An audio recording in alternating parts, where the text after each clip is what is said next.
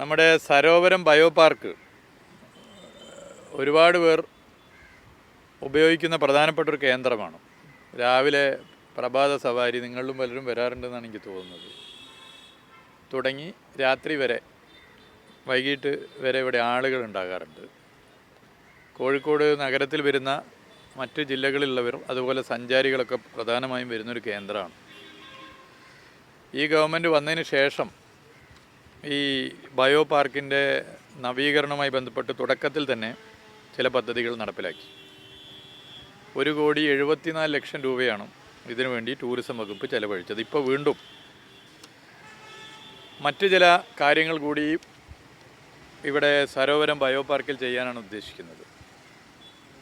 Sarovaram bio പാർക്കിൻ്റെ സമഗ്രമായ ഒരു നവീകരണമാണ് ടൂറിസം വകുപ്പ് ആഗ്രഹിക്കുന്നത്. ഇതിൻ്റെ ഭാഗമായി തുടക്കം 2,19,00,000 രൂപയുടെ പദ്ധതിക്ക് ഇപ്പോൾ ഭരണാനുമതി നൽകുകയുണ്ടായി. അതിൻ്റെ മറ്റ് കാര്യങ്ങൾ ചെയ്യാൻ വേണ്ടി പോവുകയാണ്. ഒന്നൊരു ഓപ്പൺ എയർ തിയേറ്ററാണ്. അതുപോലെ തന്നെ ബയോ പാർക്കിനുള്ളിൽ നിലവിൽ കല്ലുപാകിയ നടപ്പാത, റെയിൻ ഷെൽട്ടറുകൾ, കുട്ടികളുടെ പാർക്ക്, ചുറ്റുമതിൽ, മരം കൊണ്ടുള്ള ചെറു പാലങ്ങൾ, സെക്യൂരിറ്റി ക്യാബിൻ, കവാടം എന്നിവ നവീകരിക്കാൻ തീരുമാനിച്ചിട്ടുണ്ട്.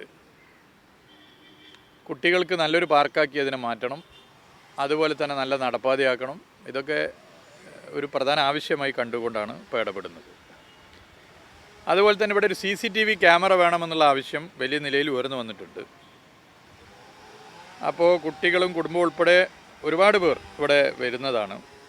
അപ്പോൾ അതും സ്ഥാപിക്കാൻ തീരുമാനിച്ചു. ഇരിപ്പിടങ്ങളൊക്കെ പലതും തുരുമ്പെടുത്തിട്ടുണ്ട്, നിങ്ങൾ കാണുന്നുണ്ടല്ലോ. ചിലത് പൊട്ടിയിട്ടുണ്ട്, ഇവ നന്നാക്കേണ്ടതുണ്ട്. വിളക്ക് കാലുകളിൽ കേടായവ നന്നാക്കേണ്ടതുണ്ട്.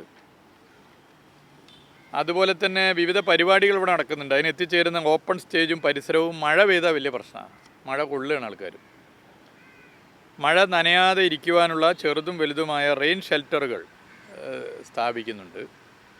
ഒരു കഫറ്റീരിയ, നിങ്ങൾക്കൊക്കെ വരുമ്പോൾ ഒന്ന് പോയി ജോലിൻ്റെ സമയത്തും അല്ലാത്ത സമയത്തൊക്കെ സമയം ചിലവഴിക്കുക. ഒരു കഫറ്റീരിയ വരുന്നുണ്ട്. CCTV പ്രശ്നമാണ്, അതൊരു വിഷയമാണ്. ഞാൻ പറഞ്ഞ കുടുംബമായിട്ട് വരാൻ പറ്റും എന്നുള്ളതാണ്. ഒക്കെ വരാൻ വേണ്ടി പറ്റും, സുഹൃത്തുക്കളായിട്ട് വരാൻ പറ്റും. കഫറ്റീരിയയിൽ വന്ന് അതിനുള്ളൊരു സൗകര്യം ഒരുക്കുന്നുണ്ട്. അമ്യൂണിറ്റി സെൻറ്റർ, ടോയ്ലറ്റ് ബ്ലോക്ക് എന്നിവയുടെ നവീകരണം നടത്തണം. ഇതിനൊക്കെ വേണ്ടിയിട്ടാണ് ഈ പദ്ധതി സമയബന്ധിതമായി പൂർത്തീകരിക്കാനുള്ള ശ്രമം നടത്തും. നിങ്ങളെല്ലാവരുടെയും സഹകരണം ഇതിൽ പ്രതീക്ഷിക്കുന്നു.